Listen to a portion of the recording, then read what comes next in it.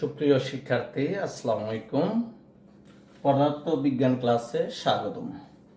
আজকে আমি তোমাদের অধ্যায় চতুর্থ এর কাজ, ক্ষমতা, শক্তি সম্পর্কে বিস্তারিত আলোচনা করব।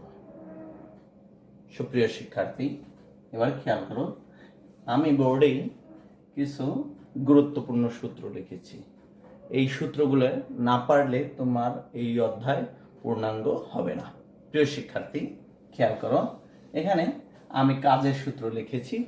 কিছু কিছু ক্ষেত্রে সূত্রগুলো সংক্ষিপ্ত আকারে লিখেছি, কিছু কিছু আকারে একটু ডিটেলস লিখেছি, কারণ সব সূত্র ডিটেলস লেখা বোর্ডে সম্ভব নয়। তাই আমরা মুখে এগুলো বলে যাব, তোমরা খেয়াল রাখবে। প্রিয় শিক্ষার্থী, প্রথমেই আমি লিখেছি কাজের সূত্র W=Fs। এখানে F হলো বল এবং S হইতেছে সরণ। অর্থাৎ কাজ তাহলে কাকে বলবো? কোনো বস্তুর উপর বল প্রয়োগে যদি বস্তুটির সরণ ঘটে, তাহলে বল এবং সরণের গুণফলকে বলা হবে কাজ। ওকে, কাজের একক জুল।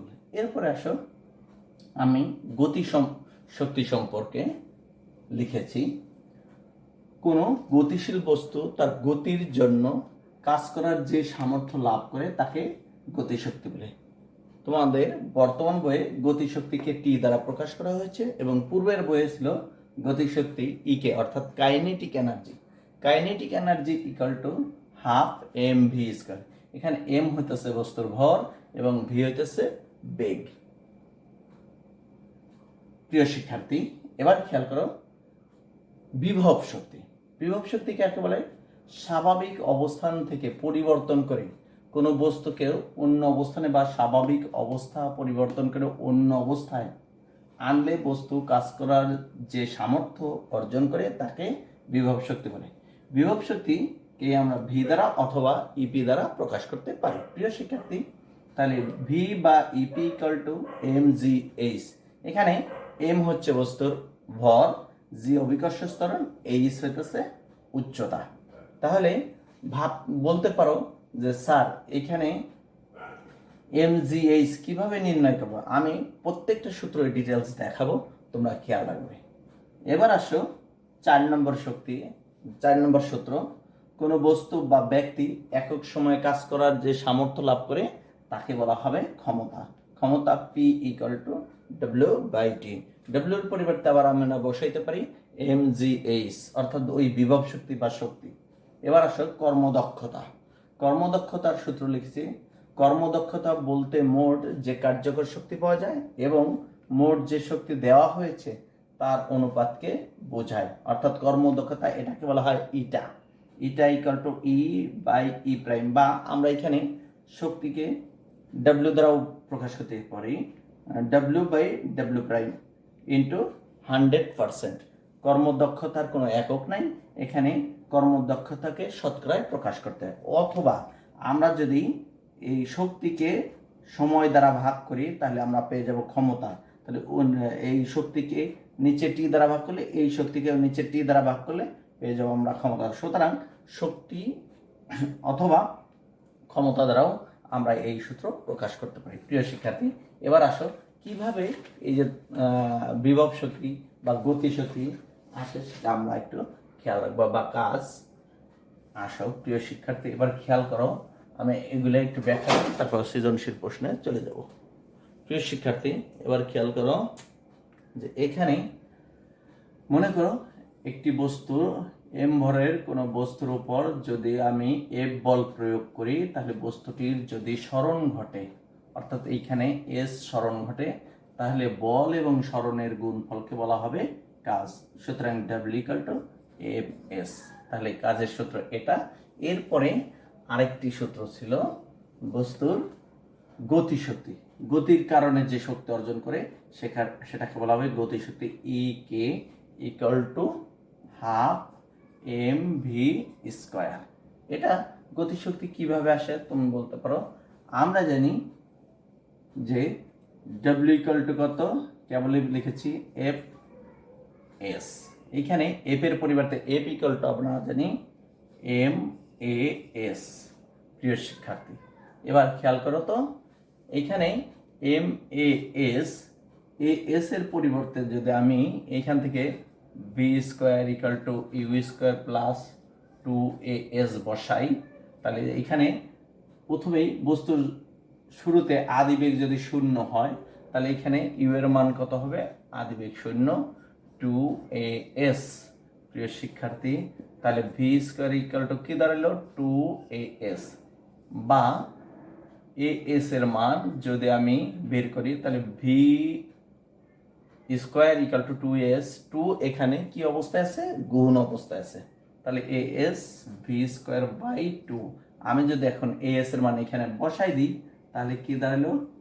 তাহলে এইখানে আমরা এই শক্তিকে, গতিশক্তিকে টি দ্বারাও প্রকাশ করতে, অথবা ইকে ডাব্লিউর পরিবর্তে, অর্থাৎ গতিশক্তি ইকাল টু কৃত কাজ, তাহলে এটার পরিবর্তে আমি ই কে বসাইতে পারি বা টি বসাইতে পারি। তাহলে কত? M A S. এখন এইখান থেকে যদি এস এর মান এখানে নিয়ে বসাই, তাহলে এম ইন্টু এস এর মান দাঁড়ালো ভি স্কোয়ার বাই 2, অর্থাৎ হাফ এম ভি স্কোয়ার। এভাবে আমরা গতিশক্তির সূত্র বের করলাম। এরপরে খেয়াল করো বিভব শক্তি। বিভব শক্তির সংজ্ঞায় বলা হয়েছে স্বাভাবিক অবস্থান থেকে পরিবর্তন করার কারণে যে শক্তি অর্জন করে সেটাই হলো তার বিভব শক্তি। মনে করো ভূমিতে একটা বস্তু ছিল, তাকে উঠিয়ে একটু উপরে রাখা হলো, তাহলে তার স্বাভাবিক অবস্থান থেকে উপরে উঠানো হলো। তাহলে উপরে উঠানো হলো মানে কি? তার স্বাভাবিক অবস্থাকে পরিবর্তন করার কারণে একটা শক্তি অর্জিত হয়েছে, এটাকে বলা হবে বিভব শক্তি। এখানে এটাকে বলা হবে এইচ, উচ্চতা এইচ। আর আমরা জানি যখন কোনো বস্তুকে উপরে উঠানো হয়, অর্থাৎ অভিকর্ষজ বলের বিরুদ্ধে, অথবা উপর থেকে ছেড়ে দেওয়া হয় অভিকর্ষজ বলের দ্বারা কাজ, তাহলে এখানে এই বস্তুর ভর যদি এম হয়, তাহলে সেক্ষেত্রে ইপি অর্থাৎ পটেনশিয়াল এনার্জি, বিভব শক্তি, তাকে বলবো আমরা কি? M G H. তাহলে এইখানে বিভব শক্তির সূত্র দাঁড়ালো এম জিএইচ। তোমরা প্রিয় শিক্ষার্থী খেয়াল রাখবে সবসময় এই সূত্র দ্বারা তোমাকে যদি অঙ্ক ভালো পারতে হয়, তাহলে বিভব শক্তির বেলায় উচ্চতা হবে ভূমি থেকে। মনে করো যে এখানে একটা এ পজিশন, এটা বি পজিশন, এটা সি পজিশন। তাহলে বি পজিশনে যদি আমার বিভব শক্তি নির্ণয় করতে হয়, তাহলে উচ্চতা যদি এটা h1 হয়, তাহলে আমার বিভব শক্তি হবে ইপি ইকুয়াল টু কত? M G h1। তাহলে সবসময় মনে রাখবে বিভব শক্তির বেলায় আমার উচ্চতা হবে ভূমি থেকে কত উপরে রয়েছে তা বোঝাবে। আর গতি শক্তির বেলায় উপর থেকে যদি h2 হয়, তাহলে উপর থেকে সবসময় নিচের দিকে পড়ে আসার কারণে যে শক্তিটা অর্জন করবে সেটা হবে গতিশক্তি। অর্থাৎ এখানে যদি বি পজিশনে আসতে হয়, অর্থাৎ এ থেকে বি পজিশনে আসছে, তার দূরত্ব হবে h2। তাহলে আর সবসময় পরন্ত বস্তুর ক্ষেত্রে আদিবেগ শূন্য, এটা অটো দেওয়া থাকবে, এটা খেয়াল রাখবে প্রিয় শিক্ষার্থী। তাহলে আমরা বিভব শক্তির সূত্র জানলাম এবং গতিশক্তির সূত্র জানলাম। এখন আসো আরেকটা সূত্র লিখেছিলাম, ক্ষমতা। ক্ষমতা কাকে বলে? ক্ষমতায় বলা আছে একক সময়ে কোনো বস্তু বা ব্যক্তির কাজ করার যে সামর্থ্য, তাকেই বলা হবে ক্ষমতা। তাহলে টি সেকেন্ডে যদি ডাব্লিউ পরিমাণ কাজ করতে হয়, তাহলে একক সেকেন্ডে ডাব্লিউ বাই টি, এটাই হবে ক্ষমতা। সুতরাং P equal to W by T. তাই আবার ডাব্লিউর পরিবর্তে আমরা লিখতে পারি এম জি এইচ, বা অর্থাৎ কৃত কাজ, বা যাকে আমরা গতিশক্তি বলছিলাম, এটা টি। তাহলে পির সূত্র, এর যদি ডাব্লিউর মান সরাসরি দেওয়া থাকে তাহলে বসাবো, আর যদি না দেওয়া থাকে এম জি এইচ, এইচ এখানে উচ্চতা। প্রিয় শিক্ষার্থী, আর কর্মদক্ষতার ব্যাপারে আরো ডিটেল যদি সময় পাই তাহলে তোমাদের এটা নিয়েও আলোচনা করব। প্রিয় শিক্ষার্থী, একটা আসো আমরা ক্রিয়েটিভ কোশ্চেন করি, তাহলে তোমাদের বিষয়টা আরো ক্লিয়ার হয়ে যাবে। প্রিয় শিক্ষার্থী খেয়াল করো, আমি একটা উদ্দীপক দিচ্ছি। এখানে মনে করো এটা একটা ভূমিতে থাকা বস্তু, তাকে উঠিয়ে এই পজিশনে অর্থাৎ এই বিন্দুতে রাখা হলো, তাহলে বস্তুর ভর 10 কেজি।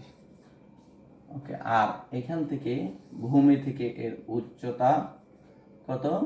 উচ্চতা হচ্ছে 120 মিটার।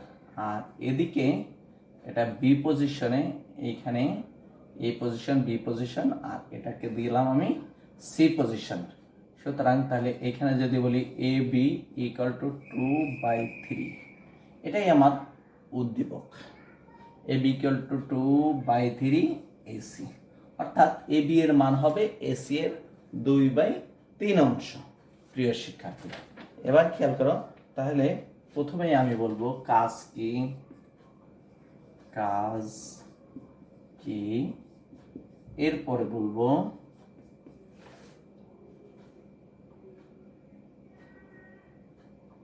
তারপর বলবো 25 জুল। কাজ বলতে কি বুঝো? প্রিয় শিক্ষার্থী, এরপরে আসো আমরা বলবো কোথায়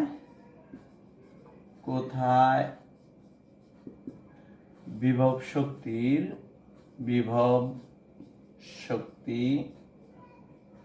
গতিশক্তির 1/3 হবে। 1/3 হবে। এটা ঘ নম্বর প্রশ্ন। প্রিয় শিক্ষার্থী, খেয়াল করো, এগুলো সব সলিউশন আমি করে দেব। তোমরা এরপরে এ ও বি বিন্দুতে শক্তির সংরক্ষণশীলতার নীতি মেনে চলে কিনা গাণিতিক যুক্তি দাও। এ ও বি বিন্দুতে শক্তির সংরক্ষণশীলতার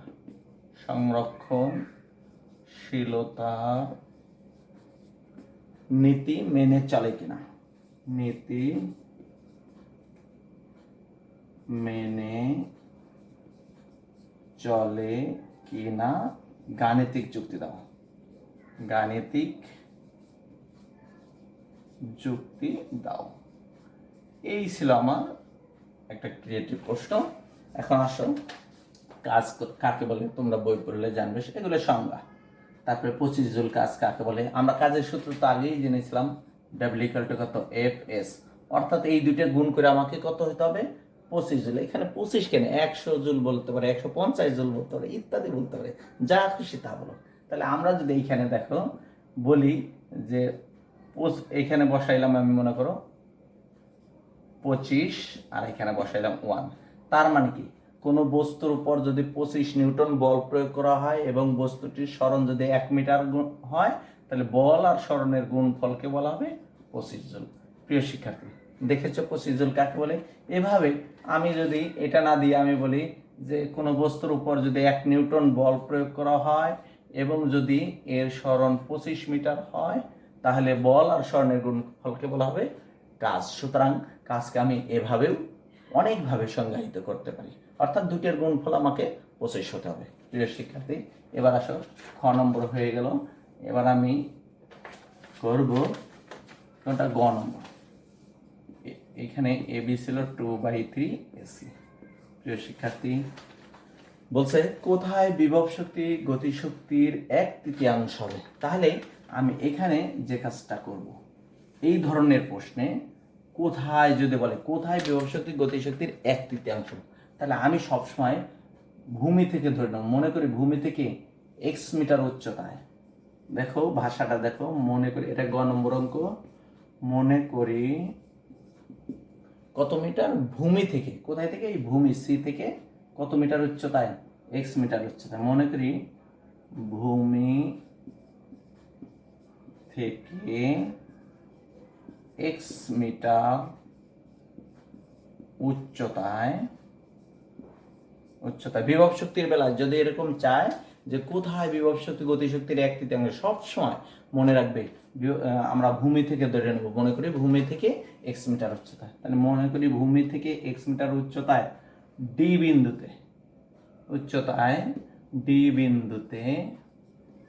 বিন্দুতে বিভব শক্তি গতিশক্তির 1/3 হবে। শক্তির 1/3 হবে। প্রিয় শিক্ষার্থী, খেয়াল করো, তাহলে আমি এখানে আর নতুন করে পজিশন আমি এই চিত্র আর রাখবো না, মনে করি এটা এ পজিশন, এটা সি পজিশন, আমি ভূমি থেকে কত মিটার উচ্চতায় ধরে নিয়েছি ডি এই বিন্দুতে। তাহলে এই বিন্দুতে বিভব শক্তি গতিশক্তি 1/3 কথা আমি বলেছি। তাহলে এবার খেয়াল করো কিভাবে অঙ্কটা করব। তাহলে ডি বিন্দুতে বিভব শক্তি, প্রথমেই ডি বিন্দুতে বিভব শক্তি বলবো, ডি বিন্দুতে বিভব শক্তি, বিভব শক্তিকে আমরা কি দ্বারা প্রকাশ করি, হয় ভি দ্বারা না হয় ইপি দ্বারা। বিভব শক্তি E P equal to M G H. এখানে এম তো দেওয়াই আছে অঙ্কের মধ্যে, এম ভর দেওয়া আছে, আর জি 9.8, আর এইচ এর মান হচ্ছে আমি এখান থেকে ধরে নিয়েছি কত মিটার উচ্চতা, এইখান থেকে কত মিটার, এক্স মিটার উচ্চতায় ডি বিন্দুতে। সুতরাং এইখানে এইচ হবে এক্স। তাহলে আমি শুধু এইচ ইকুয়াল টু এখানে লিখে দিলাম, এখানে H equal to X metre, আর কোনো মান বসাবো না।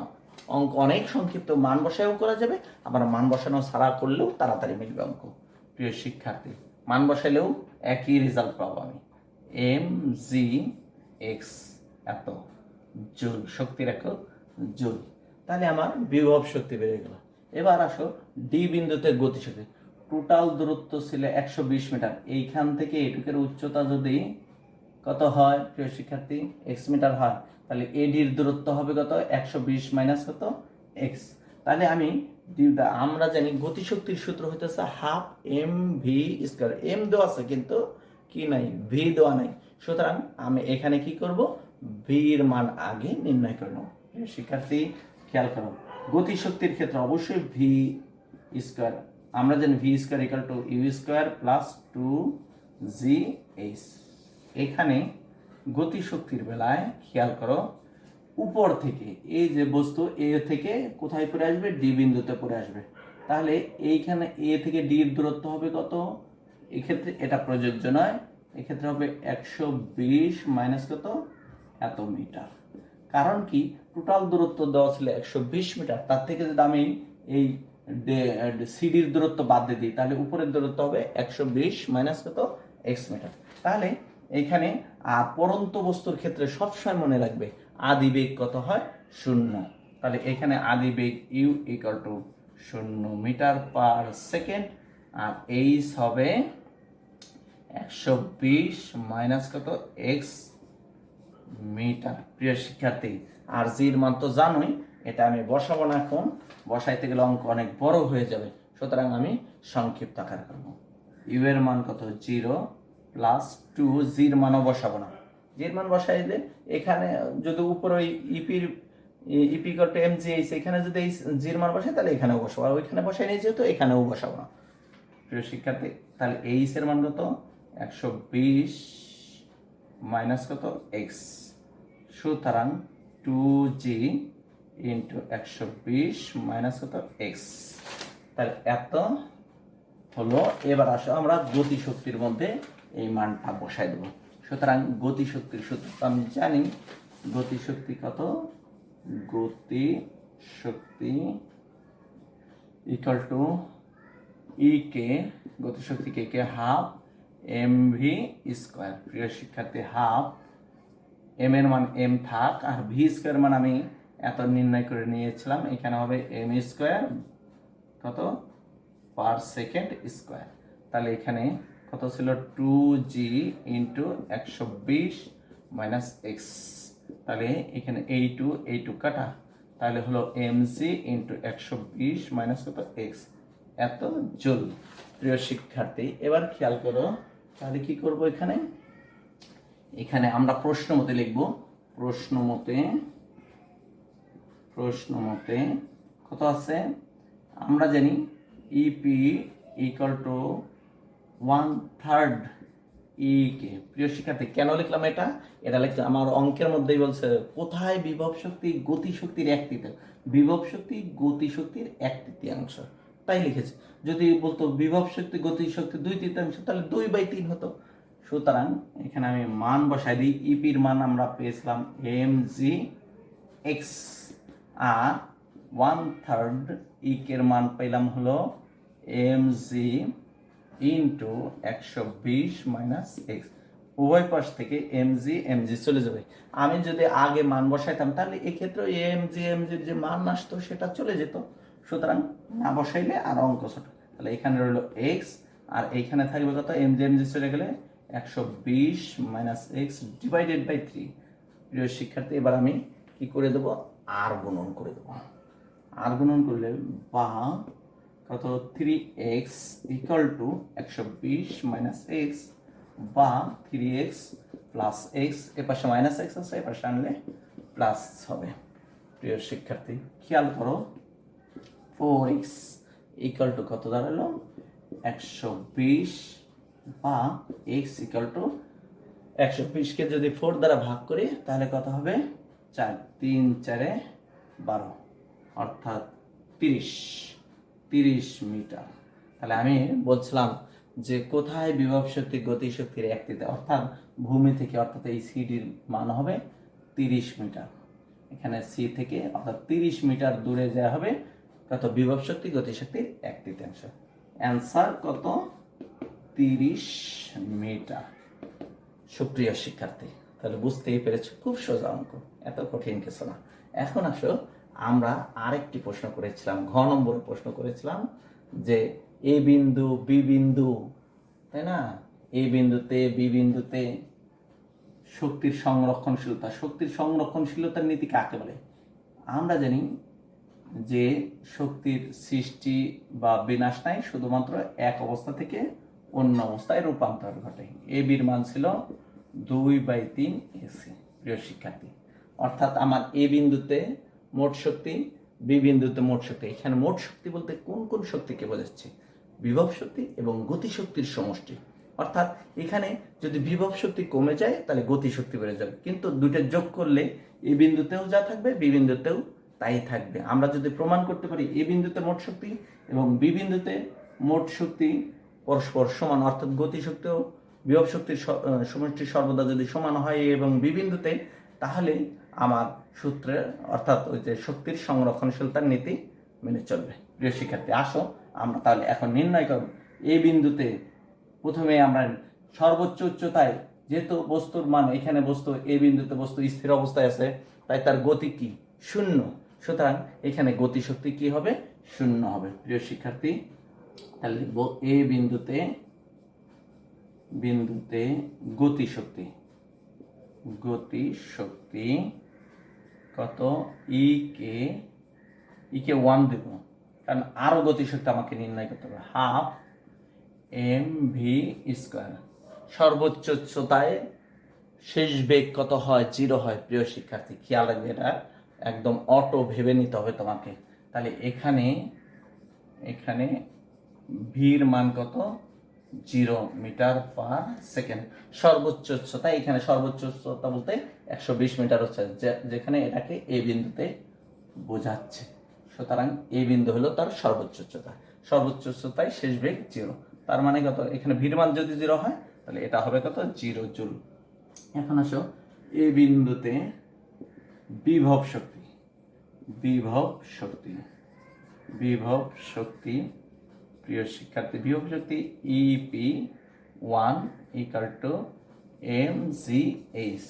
এখানে আমি বলেছিলাম বিভব শক্তি যখন নির্ণয় করব ভূমি থেকে, অর্থাৎ এই বিন্দুতে বলতে বিভব শক্তি ভূমি থেকে কত, 120 মিটার উচ্চতা বোঝাবে। তাহলে এখানে এইচ এর মান হবে, তাহলে এখানে এম এর মান আছে 10 কেজি, আর জি এর মান আছে 9.8 মিটার পার সেকেন্ড স্কয়ার, আর এইচ এর মান হবে 120 মিটার। প্রিয় শিক্ষার্থী, আমি যদি এখানে বসাই দিই তাহলে কি হবে, এম এর মান হবে 10 ইন্টু জি এর মান 9.8 ইন্টু এইচ এর মান 120। তাহলে কত হবে রেজাল্ট? প্রিয় শিক্ষার্থী, তোমরা ক্যালকুলেটরে খুব দ্রুত করবে। তাহলে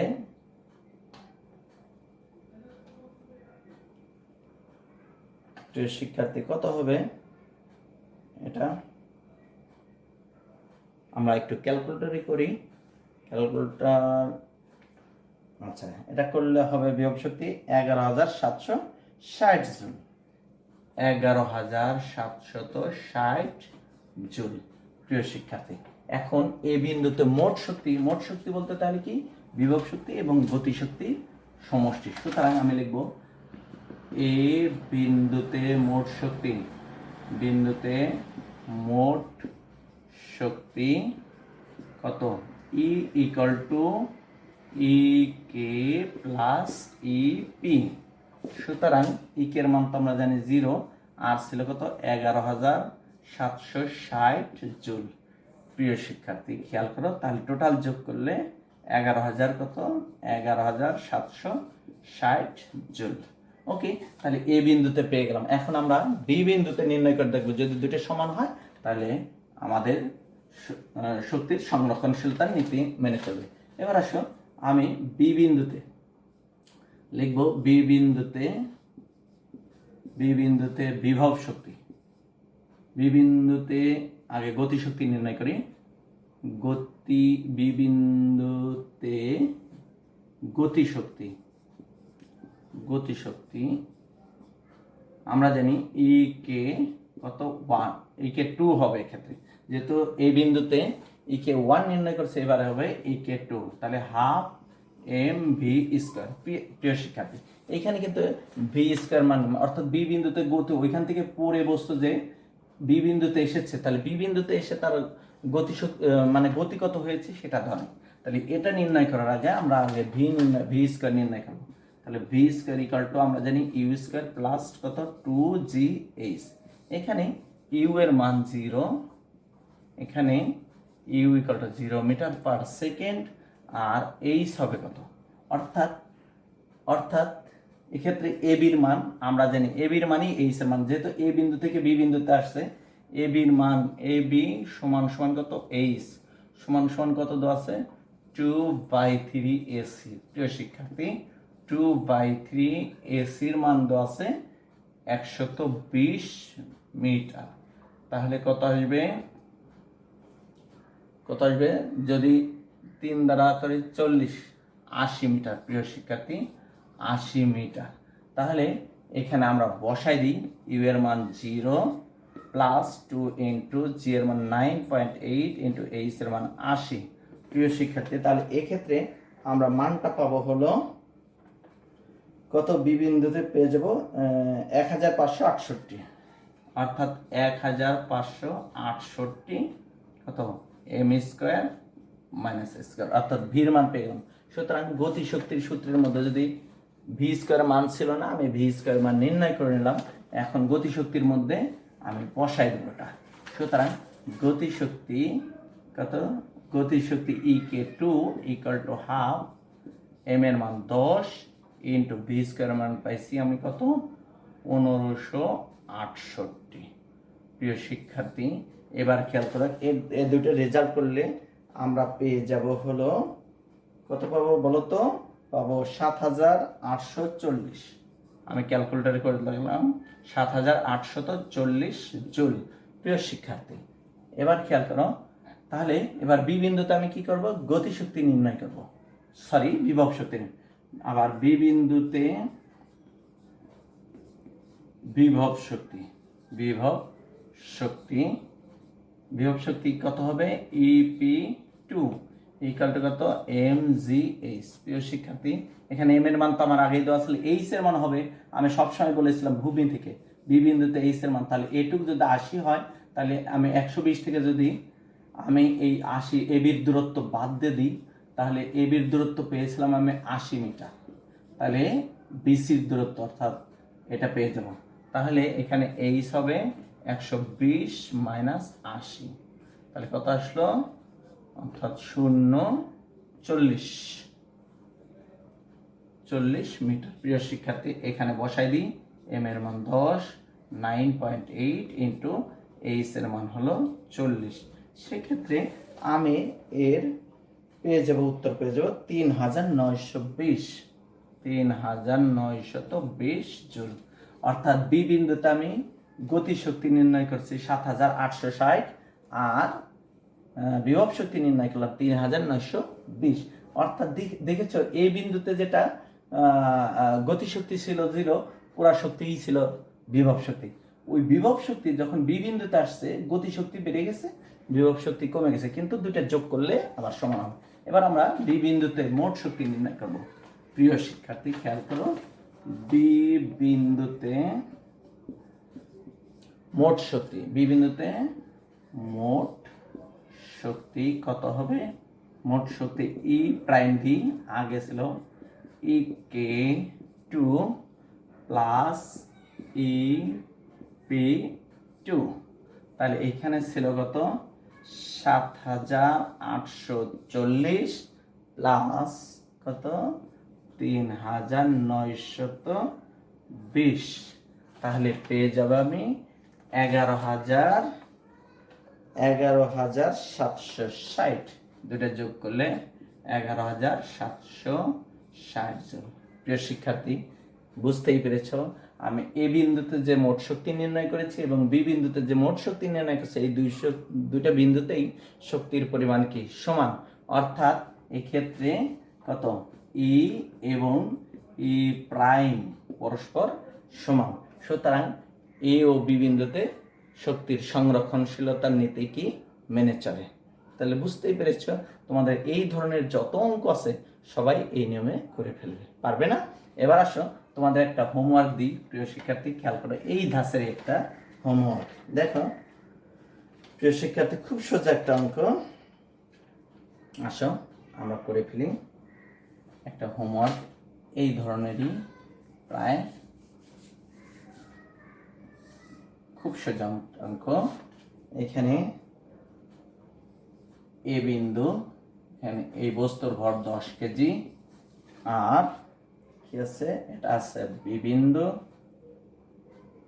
এটা বি বিন্দু, এটা সি বিন্দু, আর এটা ভূমি যেটা সেটা হলো ডি বিন্দু। প্রিয় শিক্ষার্থী, আর এখানে ভূমি থেকে এটার উচ্চতা হবে 50 মিটার। এখন নিজেদের চিত্রে এ অবস্থান থেকে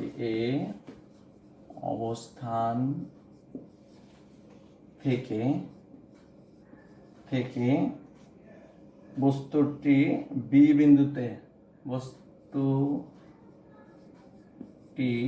বি বিন্দুতে বিনা বাধায় নেমে আসে, বিনা বাধায় নেমে আসে এবং এর গতিশক্তি হয়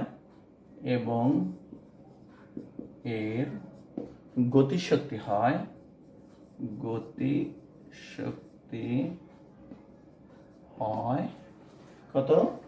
গতিশক্তি হয় 1960 জুল। প্রিয় শিক্ষার্থী, ক নম্বর প্রশ্ন, ক্ষমতা কি? খ নম্বর প্রশ্ন, পাশাপাশি লিখলাম, জায়গা কম। প্রমাণ করো যে E K equal to P square by 2m। গ নম্বর, এ থেকে বি এর দূরত্ব নির্ণয় করো। এ থেকে বি এর দূরত্ব নির্ণয় করো। ঘ নম্বর প্রশ্ন, এসি ইকুয়াল টু 25 মিটার হলে এ সি ও ডি বিন্দুতে শক্তির রূপান্তরের, এ সি ও ডি বিন্দুতে শক্তির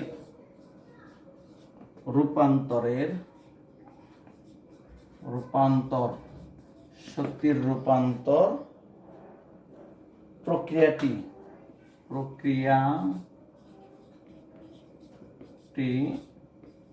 শক্তির নিত্যতার সূত্রকে সমর্থন করে কিনা? শক্তির নিত্যতার সূত্রকে সমর্থন করে কিনা গাণিতিক যুক্তি দাও। প্রিয় শিক্ষার্থী, আজ এ পর্যন্তই। তোমরা সবাই ভালো থাকে। আবার অন্য কোনো দিন অন্য কোনো টপিকস নিয়ে হাজির হব। ওকে, ধন্যবাদ সবাইকে।